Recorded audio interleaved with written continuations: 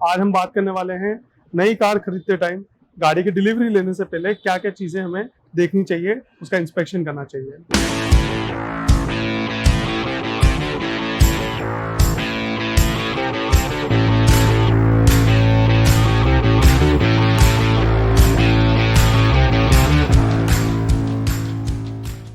नमस्कार दोस्तों, मेरा नाम गणेश गायकवाड है। मैं गाड़ीरिपेयर.com से हूँ।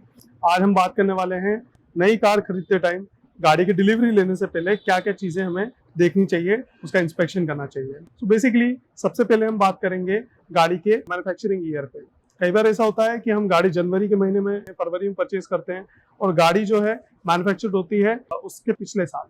तो ऐसा कई बार होता है कि हमें पिछले साल की मैन्युफैक्चर्ड गाड़ी मिल जाती है। तो आप ये चीज़ जरूर इंश्योर कीजिए जब भी आप गाड़ी खरीदें कि जिस साल आप गाड़ी खरीद रहे हो उसी साल की मैन्युफैक्चरिंग हो, तो ये एक आपके लिए एडवांटेज रहता है। गाड़ी के रीसेल के टाइम पे ये आपको हेल्प करता है। इसके अलावा हम बात करें तो गाड़ी का जो एक्सटीरियर होता है उसमें मेजरली हमें ज़्यादा इंस्पेक्शन करना चाहिए, क्योंकि उसी में प्रोबेबिलिटी हाई होती है किसी भी तरीके की मिस्टेक होने की। बिकॉज गाड़ी जहाँ मैन्युफैक्चर होती है वहां से ट्रांसपोर्ट होके आपकी डीलरशिप तक आती है, तो उस प्रोसेस में स्क्रैचेस आना, डेंट आना, ये बहुत ही कॉमन चीजें हो जाती हैं और जिस पर रिवर्क यूजुअली गैराज या फिर जो डीलरशिप है वो करती है। ये है कि जब भी आप गाड़ी की डिलीवरी ले तो आप गाड़ी के पैनल्स को अच्छे से देखें। आपको दिखेगा कि कोई एक कलर का कोई भी एक पैनल अगर दूसरे पैनल के साथ में मैच नहीं खा रहा है और थोड़ा सा भी शेड उसका कलर का अलग जा रहा है, इसका मतलब वो पैनल पेंट किया गया है। इसको आप इस तरीके से भी समझ सकते हैं कि जब आप गाड़ी को साइड से देखेंगे तो गाड़ी में जो रिफ्लेक्शन होता है रोशनी का, लाइट का, वो जो है अगर डिफ्लेक्ट हो रहा है तो इससे भी हमें ये समझ में आता है कि उस पर किसी बीच में रिवर्क किया गया है।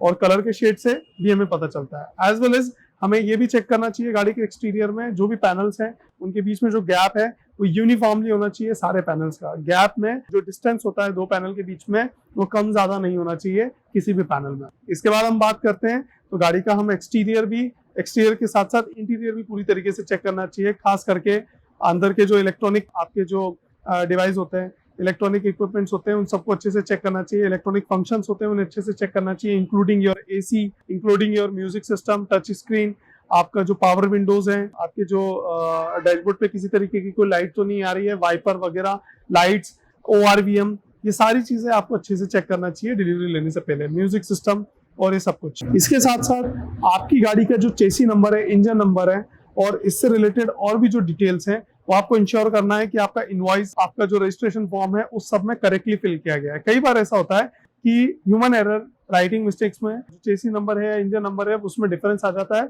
और वहां पे RTO में गलत डिटेल्स अपलोड हो जाती हैं, जिसकी वजह से आपको आगे चल के इंश्योरेंस क्लेम या अन्य किसी तरीके की प्रॉब्लम आ सकती है। इसके बाद हम बात करते हैं गाड़ी परचेस करते टाइम जो भी एसेसरीज हमने परचेस करी है वो सब एग्जीक्यूट हुई है नहीं, उनका इंस्टॉलमेंट हुआ है नहीं हुआ, वो अच्छे से आप चेक कर लीजिए। इसके अलावा कई लोग ये ऑप्शन चूज करते हैं कि शोरूम से, डीलरशिप से एसेसरीज ना खरीद के बाहर जाकर एसेसरीज का इंस्टॉलेशन करवाते हैं। अब मैं आपको इस बारे में एक सजेशन देना चाहता हूँ कि आफ्टर मार्केट में जब आप एसेसरीज लगवाते हैं तो किसी भी तरीके की वायरिंग जो है उसमें कोई भी कट नहीं लगना चाहिए, कोई भी उसमें जुगाड़ नहीं होनी चाहिए। It will like after market से जब भी कोई एसेसरीज का आप काम करवाते हैं अपनी नई गाड़ी में तो आप ये इंश्योर करें कि उसमें कोई भी वायरिंग जो है वो कट नहीं हो, उसको कोई भी नुकसान नहीं पहुंचाया जाए या कोई जुगाड़ उसमें ना हो एसेसरीज को फिट करने के लिए। इससे आपकी गाड़ी का जो वारंटी है वो लैप्स हो जाती है। इसीलिए आपको एसेसरीज वगैरह बहुत ही प्रोफेशनल लोगों से इंस्टॉल करवानी चाहिए या मोस्ट प्रोबेबली आप अपने डीलरशिप से ही करा लें तो ज्यादा अच्छा रहेगा। ऐसी एसेसरीज बाहर से लगवा लीजिए जिसमें किसी भी तरीके की फिटिंग, इलेक्ट्रिकल फिटिंग पे से छेड़ाछाड़ी की जरूरत ना पड़े। इसके बाद अगली बात करते हैं इंश्योरेंस के बारे में। तो आपको जनरली 3 साल का इंश्योरेंस कंपनी ऑफर करती है, जिसमें से लोग सोचते हैं कि हमारा 3 साल तक की गाड़ी का इंश्योरेंस कराने की जरूरत नहीं है। लेकिन कई बार लोग एक्साइटमेंट में या गाड़ी लेने के प्रोसेस में व्यस्त रहते हैं या उसमें खुशी में ये चीजें भूल जाते हैं कि गाड़ी का आपका जो जीरो डेप इंश्योरेंस है वो सिर्फ 1 साल का होता है।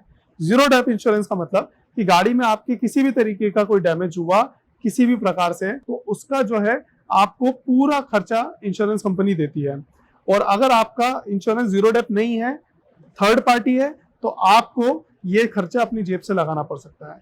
तो मैं आपको एडवाइस करूंगा कि 1 साल के बाद अगले साल आपकी गाड़ी इंश्योरेंस में कवर होती है अगले 2 साल तक की, टोटल 3 साल के लिए लेकिन वो थर्ड पार्टी इंश्योरेंस होता है, दूसरे और तीसरे साल के लिए। आपको इंश्योर करना है कि दूसरे और तीसरे साल और हर साल जब तक आप गाड़ी का इंश्योरेंस रिन्यू करा रहे हैं उसको जीरो डेप ही रखें, क्योंकि वही बेस्ट इंश्योरेंस होता है और उसका कोई खर्च भी बहुत ज्यादा नहीं होता है। एक छोटा सा अमाउंट प्रीमियम के साथ में आपको जीरो डेप इंश्योरेंस की फैसिलिटी मिल जाती है, लेकिन इससे आप पूरी तरीके से एश्योर्ड रहते हैं और किसी भी तरीके का गाड़ी में डैमेज होता है तो आपके ऊपर कोई भी फाइनेंशियल लायबिलिटी नहीं आती। हमारी जानकारी आपको अच्छी लगी और इससे आपको कुछ फायदा हुआ तो हमारे चैनल को लाइक, सब्सक्राइब और कमेंट्स से हमें जरूर बताइए कि आपको हमारा कंटेंट कैसा लगा।